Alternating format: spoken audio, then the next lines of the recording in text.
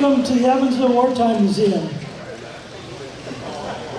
The crowd's down a little bit today, but we still have a good turnout. Thanks for being here. So let's all who can rise, please rise.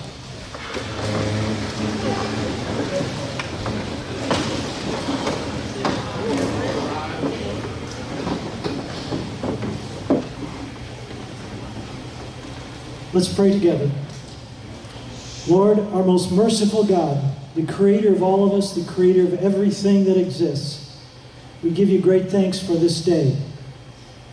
We give you great thanks for the food that we're about to receive. We give great thanks for our volunteers, for this museum, for the Bronstein Foundation.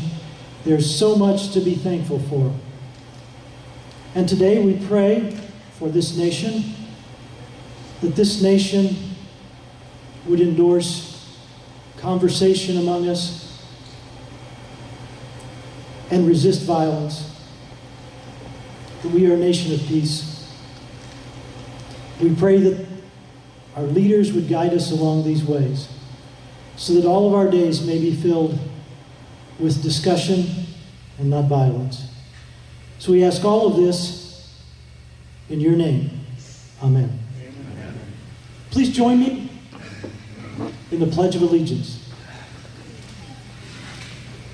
I pledge allegiance to the flag of the United States of America and to the republic for which it stands, one nation, under God, indivisible, with liberty and justice for all. Larry Head will lead us in the singing of the Star-Spangled Banner.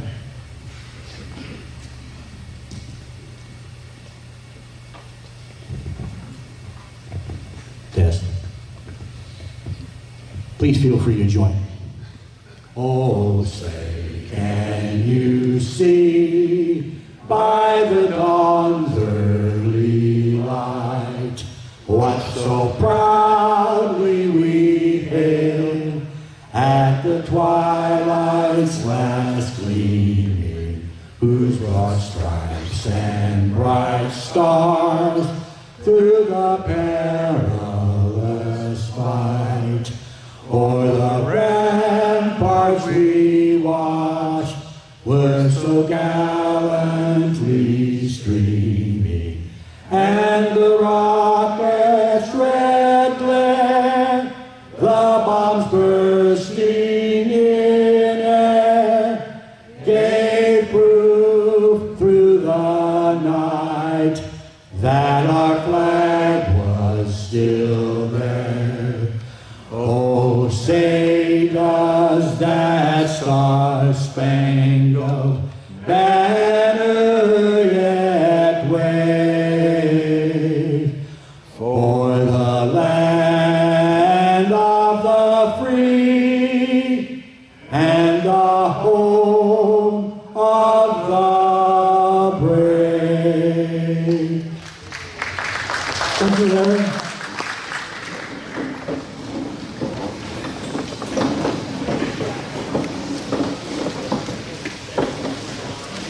There are a few things coming up in the near future at the museum I'd like to call your attention to. On the following weekend, September 27 and 28, there'll be a B-25 named Champagne Gal here at the museum. You can ride on that airplane, but you need to go to the website for the Champagne Gal rides and book your flight there. We do not book the rides here at the museum. There will be one flight on Saturday at 11:30 and a second flight on Sunday at 11 o'clock. The plane will be available for static tours. I think it arrives about 9 o'clock. We'll plan on the afternoon to fully be available for static tours. The next lunch and share speaker, taking this in order best I can, is going to be Donna Bone. She's going to be talking about the 1937 flood in Evansville. And for your grandkids, starting on the 16th of October, there's going to be a program called Boo at the Zoo. And there will be storytellers and other presentations That program lasts until the 31st of Halloween. So the museum will be decorated in Halloween theme, and on the weekends for sure we're going to have activities. So bring your grandkids. There. Larry's my helper today. He's editing me. It's called We Can Boo It. Remember that, We Can Boo It. And then a really good speaker is coming here to the Evansville Museum on Saturday, the 25th of October. His name is Alex Kaur. Alex is the son of Eva Kaur, which you may know of, a Holocaust survivor, and also his dad, Mickey. They both survived the Holocaust. And Alex is here to celebrate his dad's 100th birthday. His dad has passed on, but he wanted to come to Evansville and celebrate with us. Alex was a podiatrist here in Evansville for a number of years. He knows a lot of people here. People from Terre Haute at the Candles Museum will be coming down here. Last two rows? It's a big thing. Program starts at 10:30 on Saturday morning. So today there's a program. Oh, one other thing. Okay. When you make an email reservation for the lunch and shares, please use the lunch learn at Evansville wartimemuseum.org. There are other emails that have been used, but they don't necessarily get trapped as far as making a reservation. So always remember, it's lunchlearn at evansvillewartimemuseum.org. Today we had a program change, a last-minute change, because Stephanie Pitchers, who was set to speak, became ill. And on the spur of the moment, to help us out, Kathy Decker is going to present an update on the Education Committee. Great program. They will have over 1,000 kids that they address every year. I don't know that I want to tell you more than that because Kathy's going to tell you about that. And then Mike Lynn is going to follow, and he's going to talk about the Modification Center here in Evansville. So Kathy, come on up.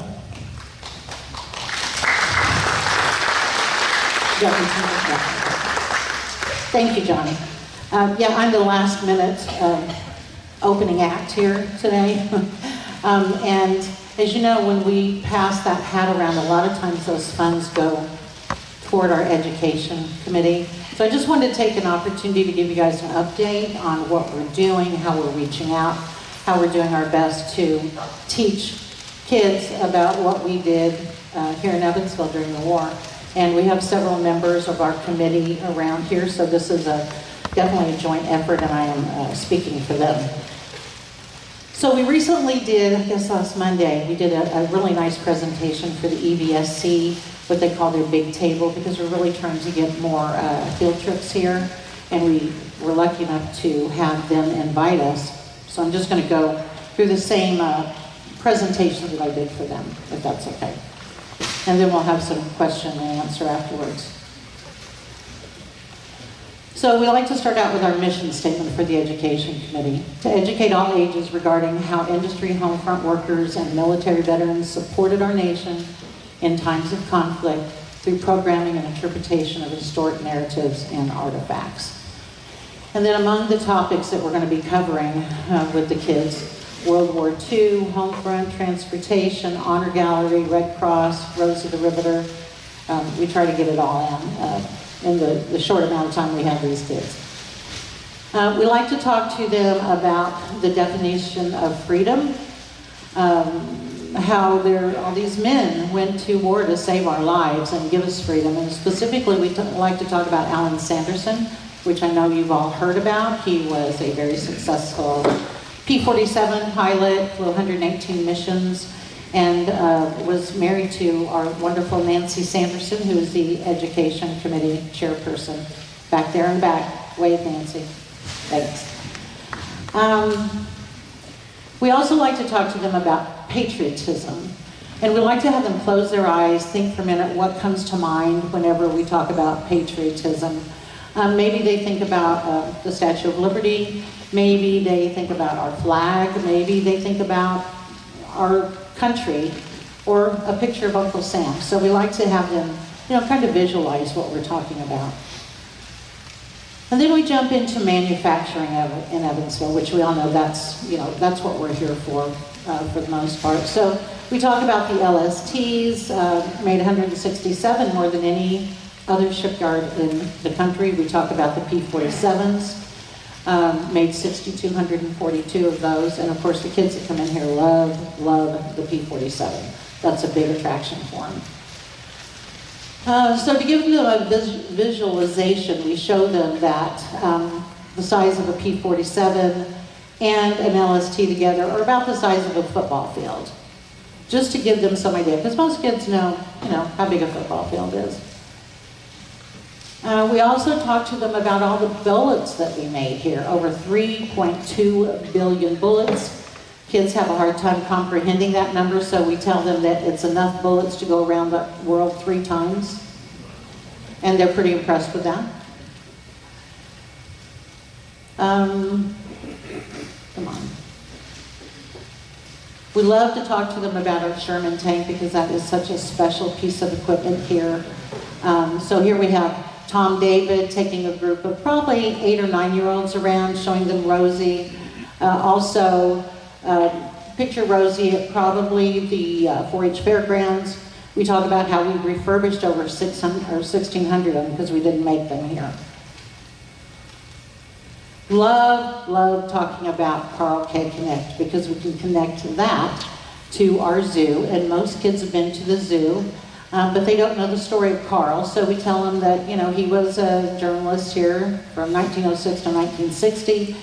During the war, he did a lot of cartoons depicting the war, and we like to tell them that most of Carl's drawings, right here in the lower right-hand corner where his signature line is, he drew an elephant because he loved elephants, and of course, the very first elephant at the zoo was named Kay.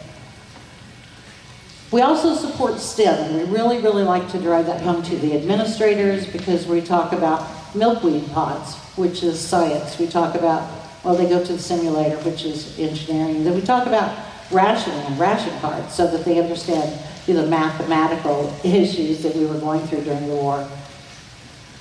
We talk about minority contributions. This is very important for kids to learn and to understand. So we talk about the 761st, which is one of 3 black tank regiments.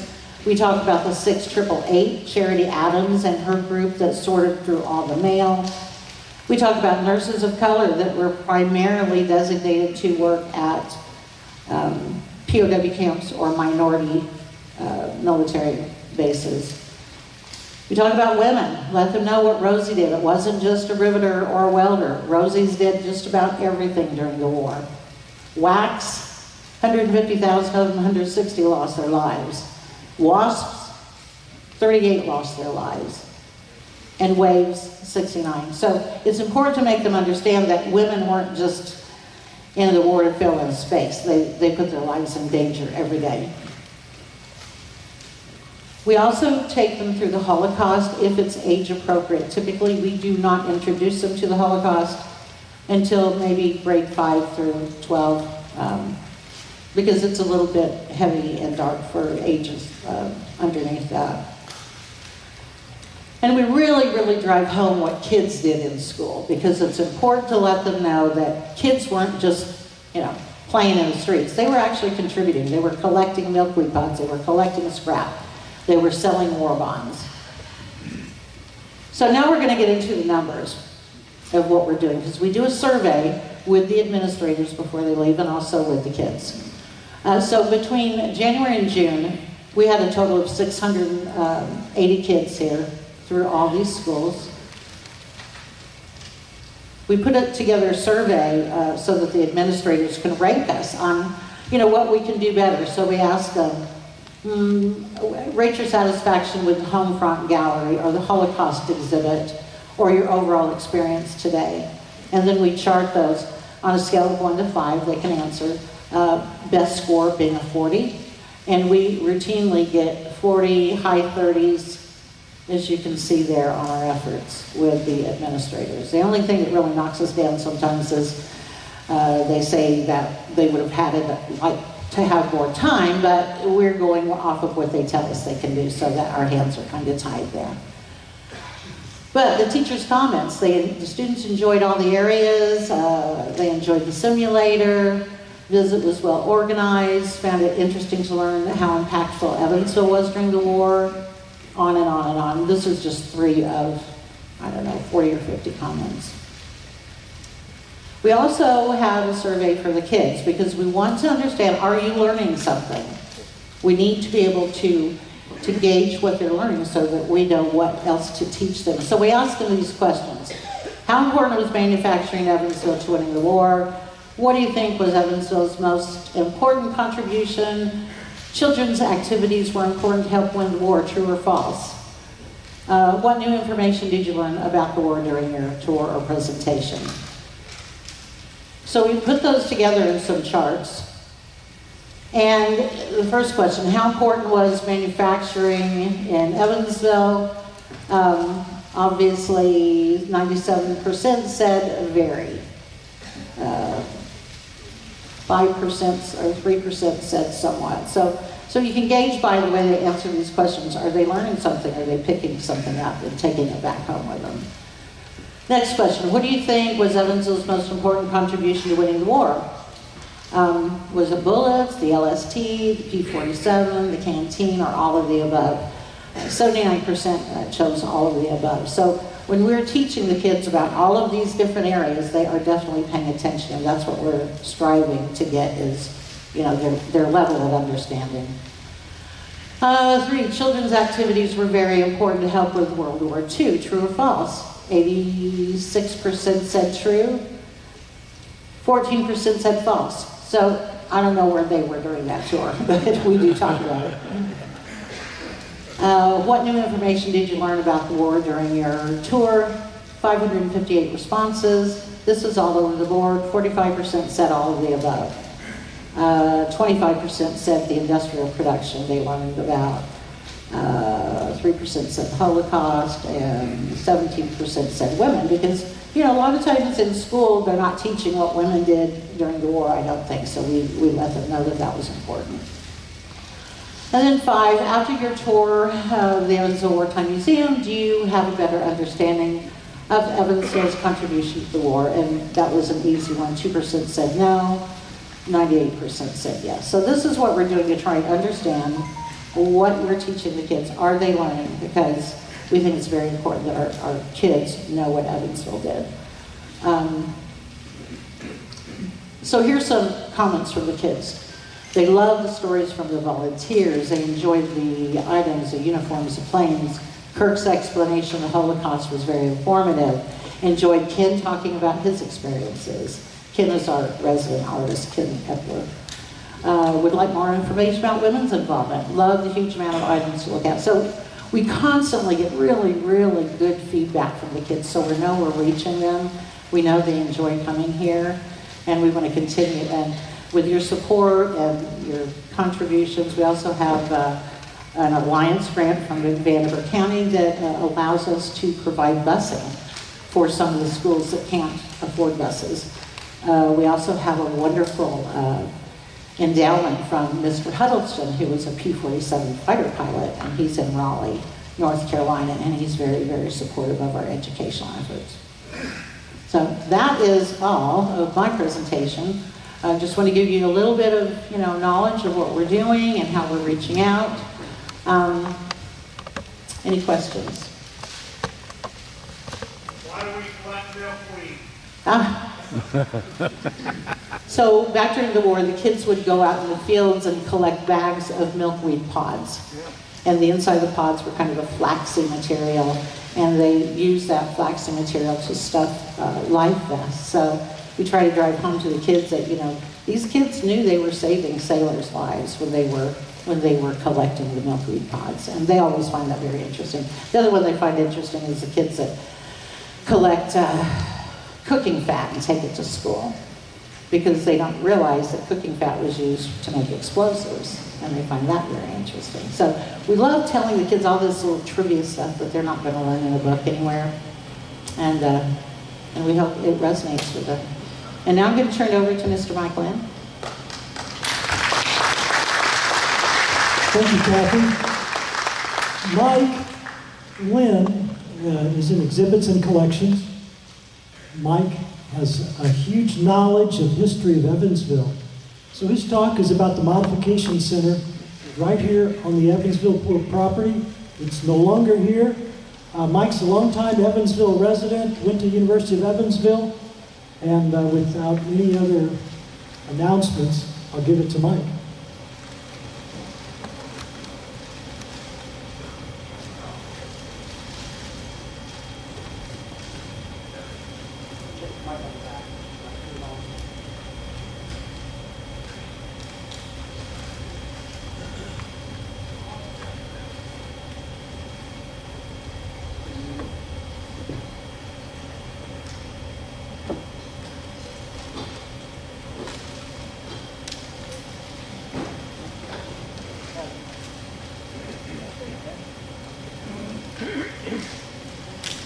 Do that.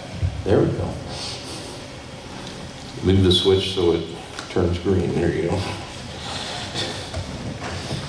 Okay. I'm going to talk about the Modification Center. And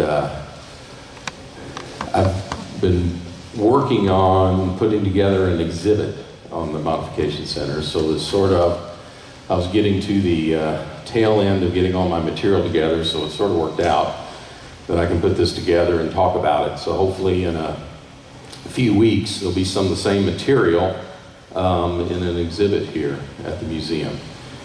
But I know there's not a lot of material out there on our particular Modification Center. And one of my primary sources of information was the Ken Wilson aviation archives that we have here in the museum that we're in the process of digitizing to get it out on the web.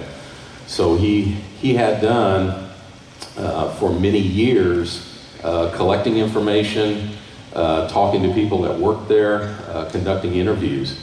So my presentation here, I'm going to take a lot of information from two people that he interviewed starting in 1986 and again in 93 and 1997. And these two gentlemen, one by the name of Gil Urban, and he was actually the general manager of the Mod Center, okay? So a lot of good information there. And then a person by the name of Bill Engel. He was the manager of training, but he also did a lot of procurement and a lot of different odd jobs there at the Mod Center. So, the reason it's called number 6 is because in the sequence of numbering them, there was actually 24, and we'll go over that, across the United States. So the planning to put a modification center here at Evansville happened reasonably early. So that's why it's Modification Center number 6. Okay, why do we have a modification center? It wasn't just for adding things for if a P-47 was going to be flown in Africa, you added different things to it.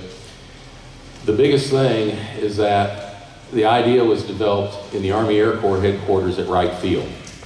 Now remember, in World War II, you didn't have the Pentagon. So all the planning, organization, ideas, the Air Corps was centered out of Wright Field in terms of all their planning and everything, okay? There was a person there, based on my research, Colonel Boatner, that came up with the ideas based on when we started ramping up our military aircraft production in 40 and 41 with all the appropriations, the Lend-Lease, France and Britain making orders. They quickly learned that ramping things up, they would get a lot of reduced production by constantly introducing design changes into the assembly line. If anyone's been in manufacturing, you got everybody trained, you got everything tooled, and if you keep adding little tweaks to it, it's going to slow everything down. So they came up with the idea of all aircraft, whether it's bombers, P-47s, P-51s, whatever, they were going to use the design block methodology, okay?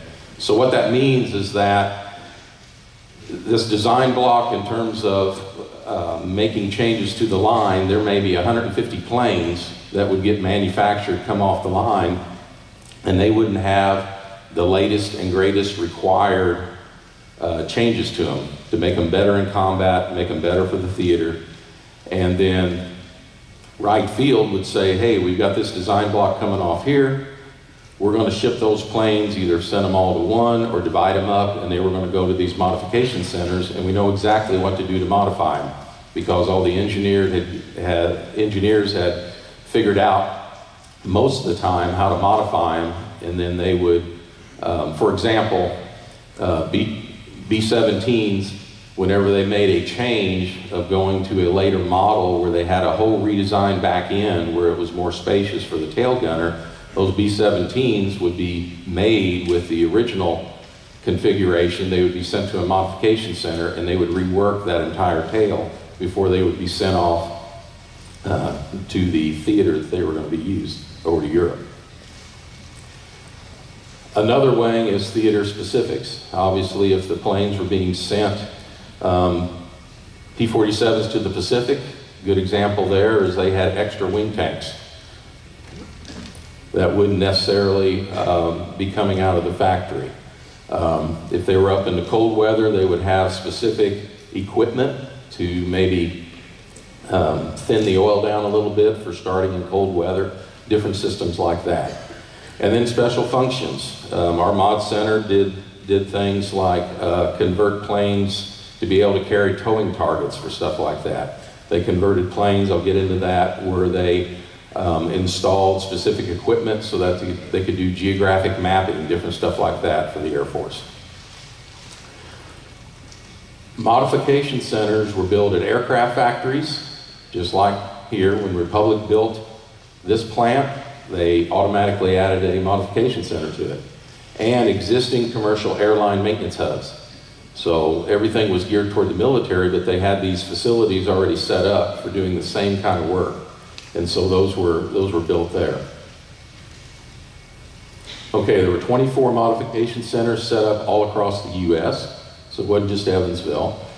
And our modification center cost a little over $1 million to build it. And that's equivalent to about $20 million in today's dollars. And I'll go over this, but expanded facilities, the Evansville Center and also the Republic factory, they were built under the oversight of the Army Corps of Engineers. So just a little tidbit there is that, the Republic plant wasn't built by Republic, okay, and neither was the Modification Center. The Modification Center was associated under the management of Republic, but the way things worked in that big expansion in late 41 into 42 is that the government had the money, but then they had to work with industry to get these big facilities built. So, like the Republic factory, that was all paid for in the big contract for producing P-47s. So Republic did not have to front necessarily the money. That was all built into the cost of the planes they were going to do. And then they were able to, as part of the legislation through Congress, they were able to get the depreciation down. I know it's a little counting there, but instead of depreciating over 20 years, I think they depreciated most of these big facilities in 5 years. So it made it more conducive to these private industries to join in the war effort, okay? And then, because when they were gearing up for all this, there was a lot of companies that were saying, well, if we build these big plants, they're going to be customized to build munitions, to build war material, and we're not going to be able to use them for civilian afterwards. So those were some of the reasons that this was all done through the Army Corps of Engineers. Okay, where was the Modification Center? So I took a Google map of last year's aerial photography. This is the existing airport right here. Here is us where we're sitting here. There's your Dairy Queen. Up here, here's the airport, parking lot, the new road they made. The modification of the rail line goes up there, and then this is taken from a drawing from 1942 where they were laying out the new facilities. So there's the Modification Center. There's Republic, obviously, right there. You didn't have St. George Road going all the way through. But if you would look over across the field right now, it's basically about where the safety building is and not too far from where that big training facility, which is the fuselage of the C-130. That's where the modification center was.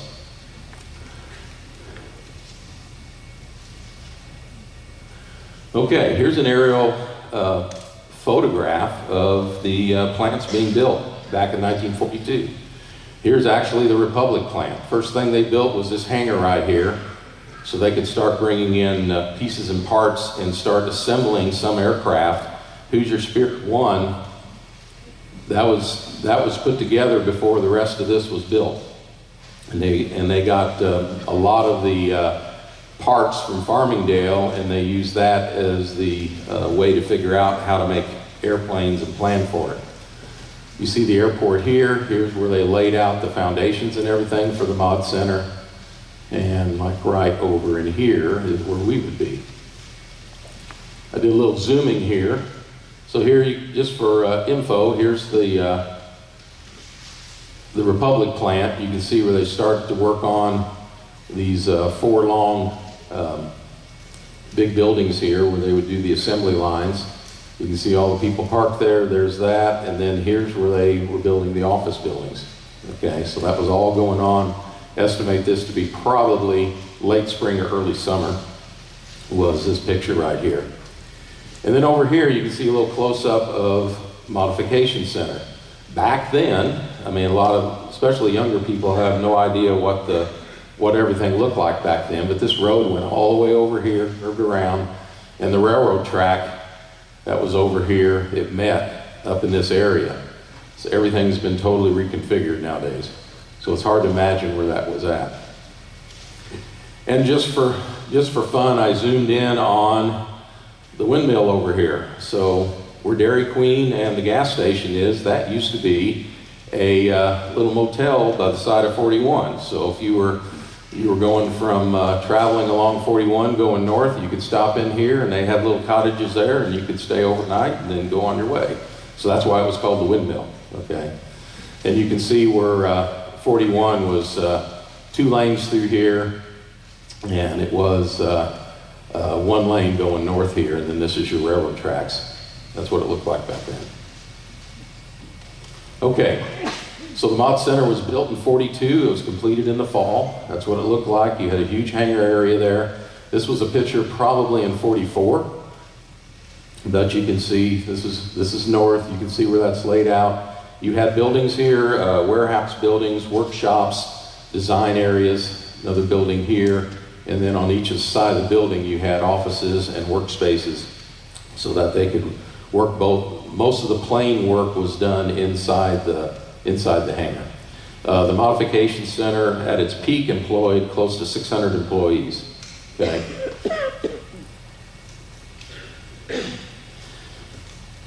So one thing to talk about, as this was being completed, the personnel that came into both the Republic plant and the modification center, Republic basically cherry-picked a lot of people out of their Farmingdale works, okay, to lead. The actual manager, Gil Irvin, for the modification center, he was the material manager up at Farmingdale, which means he was over procurement, different things like that. He came down in very spring of 42, and he was designated to work at the Mod Center. And so at that point, he had a very small team, and they started recruiting. You had to do all the hiring and get all that stuff going while the plant was being built. And then the plant wasn't finished until close to probably September, October of 42. So he had some interesting things in these transcripts. And during the presentation here, I may read from some of the transcripts because some very interesting stories, instead of me just paraphrasing them. But one of the things with Gil Irvin in that period of time when they were building everything, one of the things you got to remember is Army procurement was very much involved in every aspect of both the Republic plant and the Mod Center. So all procurement, purchase orders and everything would have to go through a hierarchy, and the Air Force was involved in approving all that, okay? And they kept a sharp eye out on what was going on. And one of the interesting things he said is that when they were building all this, somebody attempted to bribe him It was a contractor wanting to put in wanting to bid for the fluorescent lights, and he said offered him $10,000 if he would give the contract to him. And he said obviously he didn't. Needless to say, I didn't bite on that. He said somebody later did and got sent to jail for it. So that stuff was going on at that time, and you had a lot of oversight.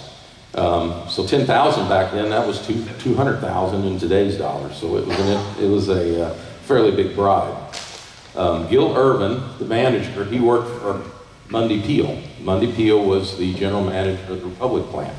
Okay, and he later on became I don't know if he became the CEO, but was very high executive vice president in Republic in later years. So he had a very long-standing career, the person that ran the Republic plant.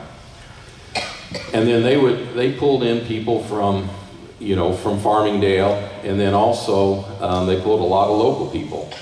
And Bill Engel made the comment a lot of times they didn't know what they were doing, because being experts in aviation, that wasn't just common. People knew how to work on cars, they knew how to work on trucks, different things like that. But aviation was a whole different ball of wax, okay? So they had to do a lot of training and everything. And so part of what they would do with existing people, they had to work with the main plant, but a lot of times at the beginning, it was a problem working with the main plant because they wanted to be in control of everything, and they eventually got more separation from the main plant, so they wouldn't have to have all their POs, purchase orders, go through the main plant, and it was just slowing things down. Now, they did have some relationships with the main plant. One of the stories they talked about was a guy by the name of Tully Filardo was his name, and he was a scrounger. So whenever they would get a contract in and they need some specialty parts, or they ran out of parts, he would just said, the only thing we did like about them, this is Gil Irvin, is we could go over there and scrounge all the parts we needed. We had a guy who was something else. His name was Tully Filardo. He could steal anybody blind. He would pinch things. He would run short of something and he would say, wait a minute. Half an hour later, he would come back with pockets full of it from over there. He would always wear a big coat, and he said he must have had a dozen pockets in that thing like Groucho Marx. So, and I think he had started working over at the Republic plant, so he knew some people over there. So I'm sure him going over and doing things messed up their inventory system, because he would take things from the bin and they wouldn't know what they had. So some interesting things. So this picture right here, all right, you can see a couple of the Air Force people that were overseeing things. And one thing about the modification center is all the orders would come out of Wright Field. So they sort of had central control about what planes would come into the different modification centers, and they would put out an order ahead of time because they knew they would have, let's say, 50 planes from here that we needed to do something with. And then they would come and get that to the modification center, and then they would have to figure out, okay, we've got this coming, we think they're going to be coming in 4 to 5 weeks, let's get ready for it. And they would order material, they would figure out what the modifications were, they would do training if they'd have to do that. But sometimes, I'll go over with the B-25, sometimes they really didn't know, and they had to either improvise or make a lot of effort to get experts in, so they would tell them how to make these modifications. So right here, along here, you see R.G. Irvin. That's him right there, fairly young guy, probably in his mid-30s. And then you had the two Air Force people right there. Now these Air Force guys, I think one of them both of them were pilots, but one was a certified Army pilot, and the other one was more of a civilian pilot. So there's, probably won't go into it, but there's a couple stories they had about these guys always had to take the planes up, either fly down to Breckenridge, fly over to Wright Field, but they had to fly every plane that came there because, of their position. And they said this one story where I think it was this guy, he was in such a big rush, the first time they got a P-51 in, it's like, okay, I'm going to take that over there. I'm not just going to ride on a transport plane. I'm going to take that over there and I'm going to beat him there. Okay, so we got into the plane, and I don't know if he knew about all the intricacies of the P-51, but he started priming that thing, and they kept yelling at him, close your canopy, and he wouldn't listen to him because he knew what he was needing to do. So then once that thing finally caught, you had flames going everywhere because that's just the way that plane did. And you normally close your canopy so that all wouldn't get into the canopy. So we finally started up, and I think he singed all his eyebrows and everything off. So they had a good laugh at that. And then he didn't realize they had chocks on the wheels. So he almost stood the tail up on his end because he was trying to get going. So they finally said, hey, slow it down. So they finally let him go, and off he went to the Wild Blue Yonder. So that was one of the stories they had. Okay, P-47s. Okay. Some of the first modifications they did on P-47s was that they had to do they had a tail issue where the tail would flutter at certain performance, characteristics, either speed, diving, wherever they were at. So that was some of the first things they did where they would be coming in, and this was so early on P-47s that the actual control surfaces on the tail were actually fabric. Some of the first ones coming off, they were fabric sections. So they brought those to the modification centers, and they would get back into the plane, and they would make those required strengthening of the struts and different things like that. Another early modification was to put an oil dilution system in there so that certain times of the year that they could make the planes easier to start. So different things like that. This picture shows a P-47 that's got drop tanks on it. That was a lot of modifications they did with those. One interesting story Bill Engel talks about was that when they first started, they would pack that hangar full of planes, and they would make a point of filling up every one of those planes with gas all the way to the top, because it was extremely important to not have empty space in any of the tanks.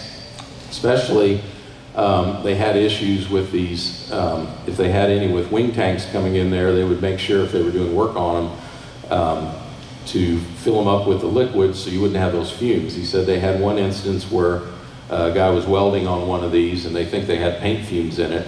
And the guy did survive, but it basically blew him up into the lights of the ceiling because it exploded, so he was very lucky.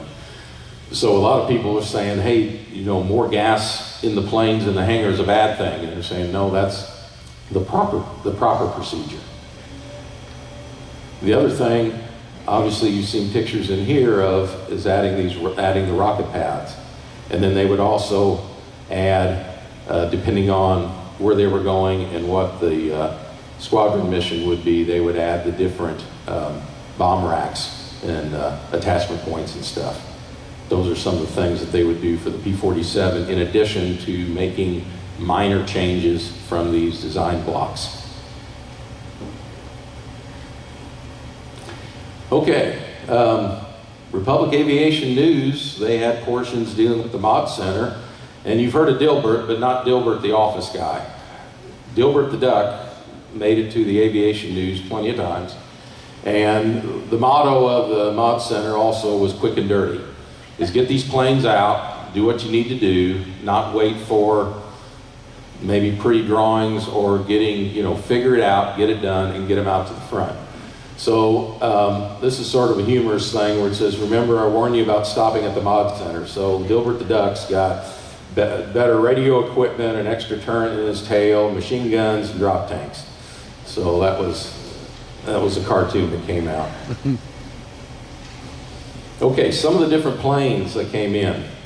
You can see, this is taken from the inside of the cockpit of a P-47, but you can see a B-29 here. A lot of P-47s lined up here, ready for modifications, and here's a B-17. I dare say some of these are probably some slight modifications, I'm just guessing, but they could be photographic reconnaissance type things or other things put on there. A lot of times the bigger bombers, they would probably fly those probably closer to their manufacturing areas. And just going back, notice obviously the Mod Center had wire and guard shacks around there too during war. These are also another planes. You can't see this, but this was a C-78 that they had in there. You got a UC-45B, an A-35A, that's a Vultee, and they got a lot of Vultees. I got a little story about that later on. And then this was P-38J. P-38s and P-51s we'll talk about. They were mainly modifying them for photographic reconnaissance. So P-38, they would replace most of the ordnance and machine guns in the nose and put a camera in the nose of the P-38. Okay, talking about the B-25. So B-25s were modified from, most of them from the C versions to the G and the H versions. I don't have I haven't got my research done trying to get a total count. I know at least more than 25 to 30 and maybe less than 70 were converted here at the modification center. Only what we did here was adding the 75 millimeter gun. I believe either at other modification centers or at the manufacturing facility. Most of them came out of Kansas City. They'd already have the machine guns. They would have the solid nose that would hinge up. This is a picture of B-25 GRH in the theater. Looks like in the Pacific, and that's what that would look like.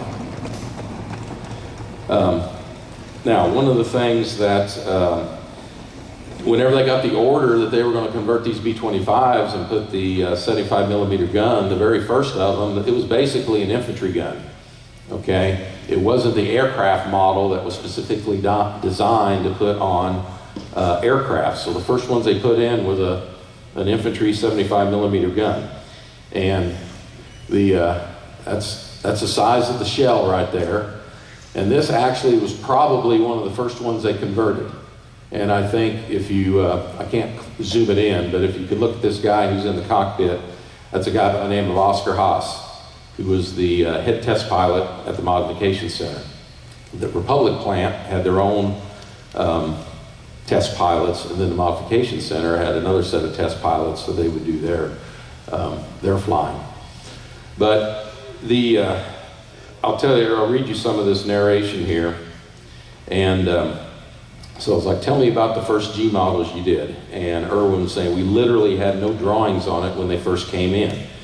And these were, the person who converted these in the 7th, 5th, and later 7th Air Force was Pappy Gunn, if you've heard of him. And so if you've heard of the term Kenny's Kids, down in New Guinea, they did all kinds of on-the-fly modifications to B-25s and 6s and A-20s, adding more firepower for strafing, because that was more effective than just bombing the Japanese airfields. So they had some sketches. They were good sketches. That's all we got when the first airplanes arrived. He can remember his engineer, Woody Ringroth. He was chief engineer at the time. He said, how in the heck are we expected to do this kind of job when we know nothing about the airplane and don't have any drawings? I don't want to stick my neck out and cut here when I didn't know what it was stressed for. So they called Wright Field, and they said, yeah, we've got some people that can help, but they're all tied up. So then what they ended up doing is they called Wright Field and say, look, if you want us to do this, you got to get us some experts out of Kansas City.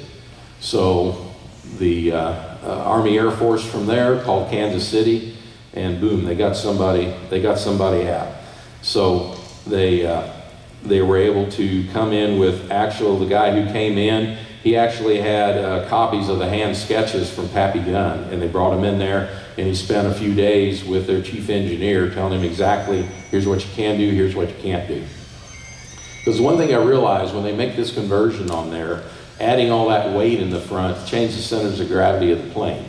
Also, the recoil of that gun, you got to make sure every time you do a recoil, you're not constantly bending something and would mess up the integrity of the aircraft. So, bear with me here. So Irvin's saying, yeah, the first installation, Oscar Haas, Jimmy Gusti, and he's forgotten who the third one was in the air game. We called over to Breckenridge and said, can we use your firing range? They said, yeah, we can clear it out for you if you give us 2 days notice. We'll give you a specific time and you'll have 1 hour. That's all we can give you. Now, another time they went out there, and I guess the wires got crossed, so they went out there to do some strafing runs, and I think the guys at Breckenridge shot back at them because they weren't cleared out yet. You had infantry training there, so it was important to coordinate that. And in the future, since they got all these planes in, they said, okay, we're not going to try to coordinate that with Breckenridge. They actually would take the planes when they're ready to test fire everything, they would fly them up to Lake Michigan and make a day trip about it, and then they would fire the gun over Lake Michigan is how they would test it. But anyway, the first time they fired the gun. So I can remember discussing with Oscar before we went in, at what altitude should we fire this first one at. He decided it was going to be 1,000 feet. We didn't want to go down any lower at that point because we didn't know enough about everything. I can't remember which one of the other pilots was a co-pilot. Oscar was flying it at the time. We got out over the firing range at Breckenridge, and Oscar hollered back to Jimmy Gustini, "Pull the lanyard, Jimmy, pull the lanyard." Okay. So they fired it, and just like the field gun, you yanked on the lanyard. Oscar said all of a sudden the whole nose of the airplane was engulfed in flame. He said it was more smoke than flame, though. His vision was definitely obscured. Let's put it that way. And then the tape, I think, had some laughter on it. He couldn't imagine what had happened, so they had to on all the future ones, they had to engineer and put a shroud to dampen the muzzle blast so that you wouldn't get all that smoke in the muzzle blast whenever you would fire that. So that was some of the insights when they went out and test fired. Now, when they switched to with the aircraft version, since it had a shorter recoil on it, distance, it really shook the airplane a lot more, but it was a faster firing. You didn't have a manual reload, and you actually had clips, I believe, of 4 75mm rounds they would put in that gun, and it would fire about every, I think the action was probably 3 to 5 seconds on each one, so you could go boom, boom, and then they could get a lot more in there, but it did make a big difference in terms of how the airplane felt when you fired it between the two guns. Okay, test pilots at the Mod Center. Okay, this was your typical test pilot, Jim Hawkins. This is a picture he had taken, and you can see here, wishing the best of luck, very good friends, John and Margaret. Not sure who those are, but this was what pilots look like. Now, we see the test pilots on Republic photos, they're all in their flight suits and everything. These guys are basically stepped out of the office in their office clothes, put on a parachute and a radio, and they would go up and do their test flying. And this is Oscar Haas right there. I think he's on the wing, possibly of a P-47. Not quite sure. But Bill Engel, talk about test pilots. They got some P-47s in that they modified for being trainers, which means they would take out in the space behind the pilot, they would put a jump seat back there. And I'm not sure, I need to do some research on whether there was actually a dual set of controls, I'm not sure, but those were trainers, where you could take 2 people up in the P-47.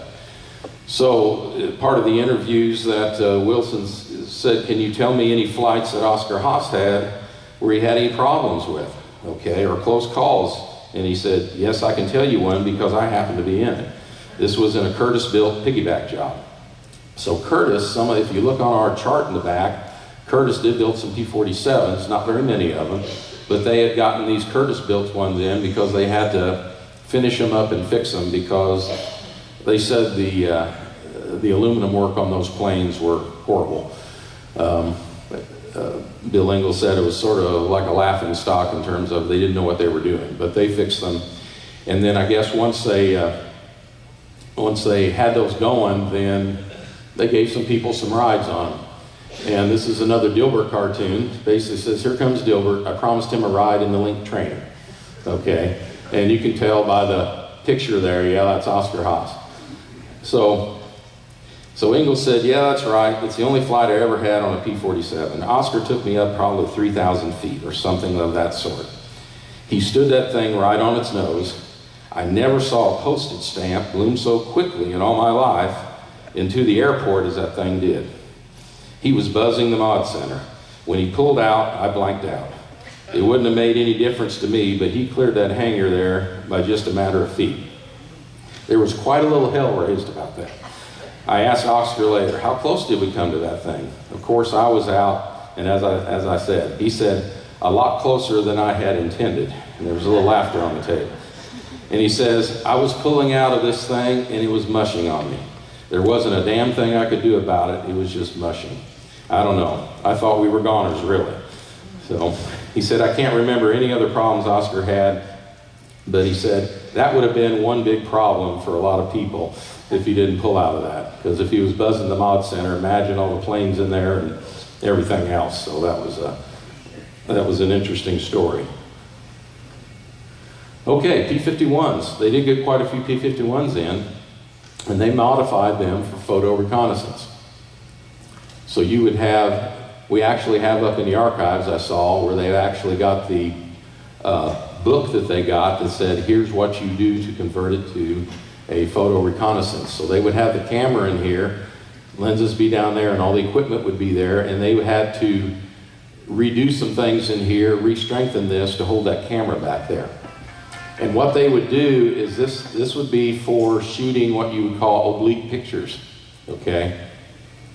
And this camera had I think it was a motor-controlled shutter and motor control where the film would go through. And what they would do is on these type, the pilot would know about what speed that the camera is synchronized to. So if it was synchronized to this plane going at, let's say, 330 mile an hour, then that's what he would need to get through before he hit the button for the camera.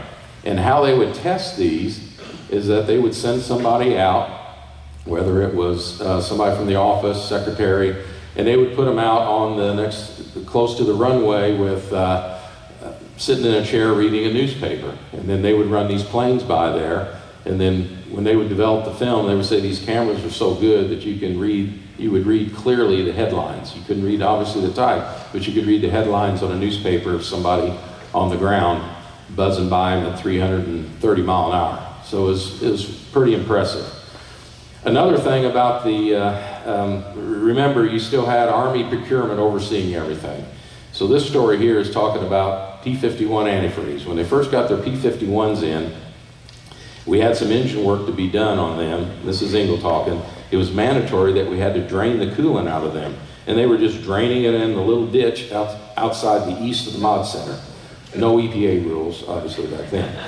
Okay, here it was in the dead of winter, and our own people's cars were freezing up because they couldn't get any kind of glycol because of rationing, or even alcohol. We were having some absenteeism. So he went to Bailey Wright, that commander, our Army Air Force representatives, and said, how about let's save some of this and give it to our workers here? And he said, hell no, that's government equipment. You can't do a thing with it. You can't buy it, you can't sell it, and you can't steal it. You just drain it on the ground. And I said, well, Bailey, that's a hell of a way to help the war effort. People aren't coming to work because they don't have it here, and we're draining it on the ground. If we had a carboy or two out here in a big container and we drained it into that, you wouldn't know anything about it. He said, well, if I didn't see it, I wouldn't know about it. And I said, well, if somebody came to you and told you about it, he said, well, I'll think something up. So we went down to Charles Light Company and got a bunch of big old glass carboys. I think they probably held 10 gallons apiece or something like that. We would drain it into those, and then we would parcel out to employees at no charge. We weren't selling it or anything. And then the interviewer said, at the mod center only, and he said, yes, at the modification center, the Indiana division didn't get any of those goodies. So that was something they did. Okay, there's a whole story about the A-35 or A-31, A-35 Vultee Vengeance. These were planes that originally were designed, and I think I'm right in this, they were ordered, I think, originally by France or Great Britain as Lend-Lease. They were a dive bomber. So from the Army Air Force, we really didn't need a dive bomber because we had P-47s, okay? England didn't necessarily need a dive bomber because they had mosquitoes and they had Hawk Typhoons. So these were, once they were built, I think they sat over on an airfield over in New Jersey for almost a year because no one knew what to do with them. And then they decided, okay, Britain will still take them now, but they're going to be used to tow targets for training.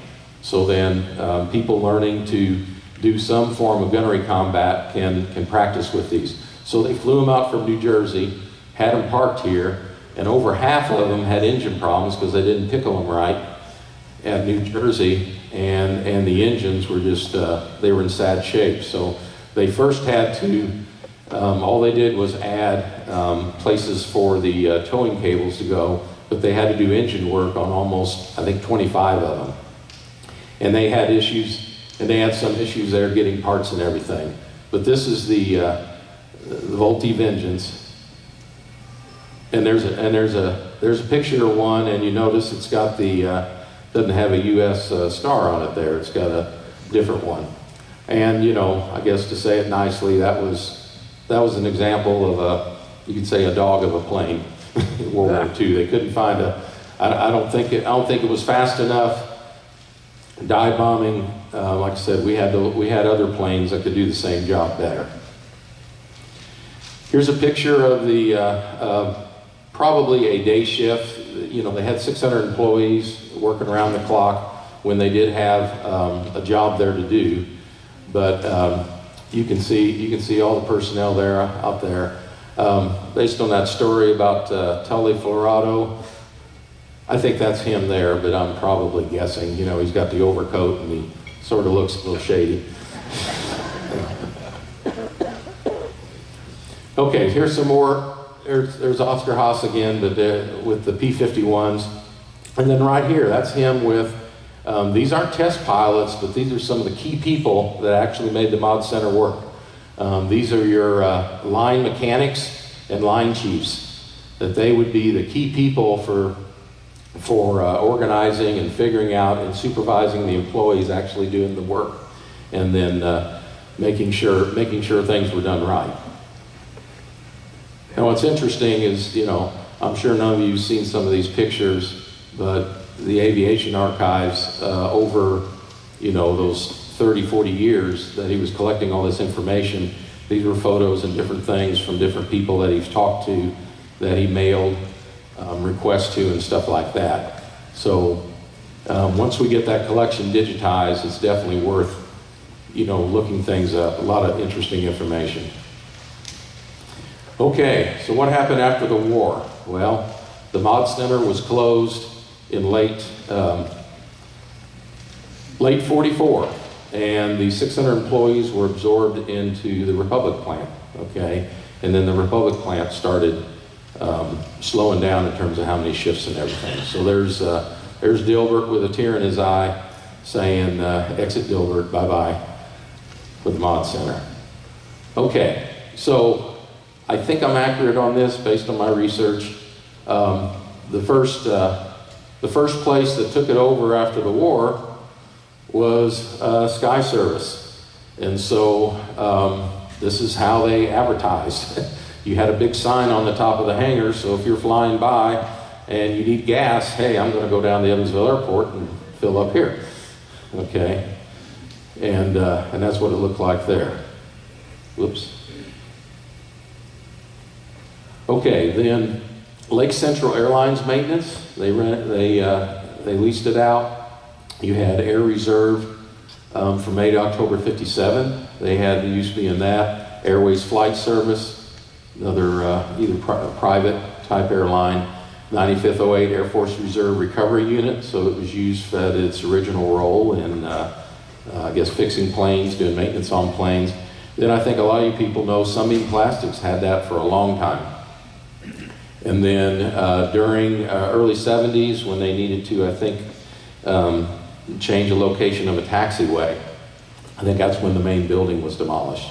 And then we all know all the work that was done when they upgraded the airport. And that's why the area doesn't look recognizable at all, because they did all that change for the new terminal, lengthened the runway and all that work.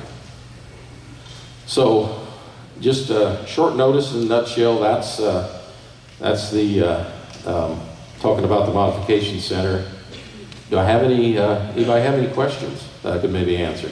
If you've got a question, raise your hand and I'll come out and get your question. Brian? Got a few. So we'll let John get over there so everybody can hear your question.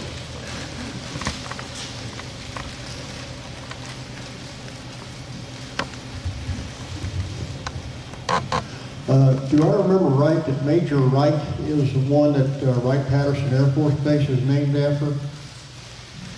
To be honest, I'd have to look that up, but I'm not really sure. I mean, same name, but I'm not sure whether Wright-Patterson was named.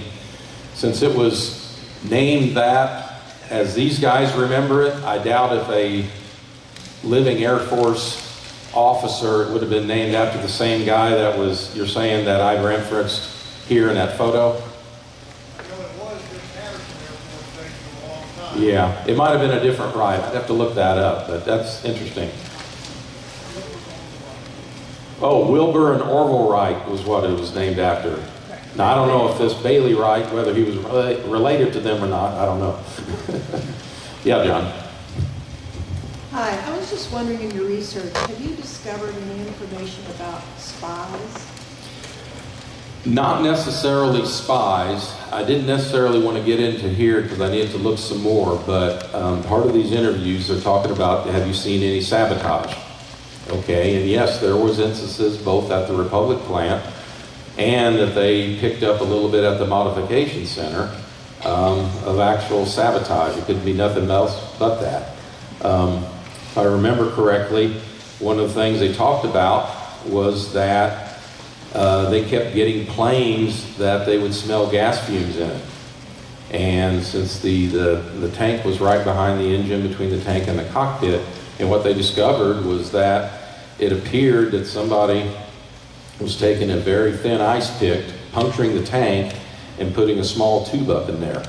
And then what it would do was slowly drip out some gas. And I don't know if they were thinking in the future you'd have an explosive problem or something like that, but they did speculate that they had one crash of a Mod Center test pilot up in, I think, northern Gibson County, where people on the ground, they just came down in a shallow dive, didn't take any, and just crashed right into the ground, and they were thinking it was around the same time period.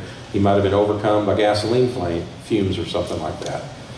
But there are instances there. I haven't gotten into, this is just the detail on the modification center and a few files. He's got all kinds of interviews and everything of the main Republic plant, and I'm sure there's some information there about spies or sabotage. But yeah, there was some of that going on that they were keeping track of. Any other questions? Norm?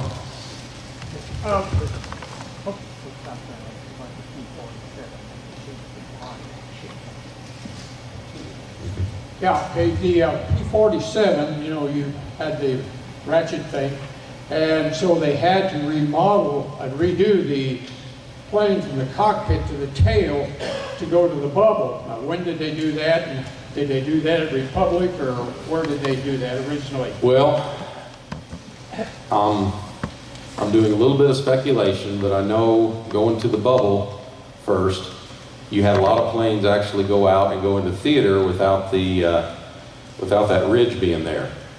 And I do know that between fixing that in the actual factory, that those P-47s would come to different mod centers and they would either add it there or they would do some additions even. I'm not sure if they did any in theater, but that would have been an example where they actually did that change of the canopy. I think there was an actual question that all the major things to put the bubble on was done at the actual assembly line, not the mod centers. Yeah, But I think when they had the issue where they found out that I think you were up at a certain altitude at a certain speed, you had no aileron control in one direction. You had it in the other direction, but not in the other one. It was because of that airflow disruption past that bubble that the Razorback, you didn't have to worry about on that. And that's where they came up with that. There's actually a file up in those archives that explain how they found that out and had other interviews on exactly how they figured out how to fix that, you know. Any other questions? All right, if not, thanks a lot. Thank you, Mike. So, it was great that Mike and Kathy could fill in. at the last minute. And thanks to both of them. Our cleanup crew, the guys who take the tables and chairs down, I'd like to talk to you over where Pete is standing. So before you take tables and chairs down, please meet where Pete is standing. Thanks. See you October the 2nd, I think.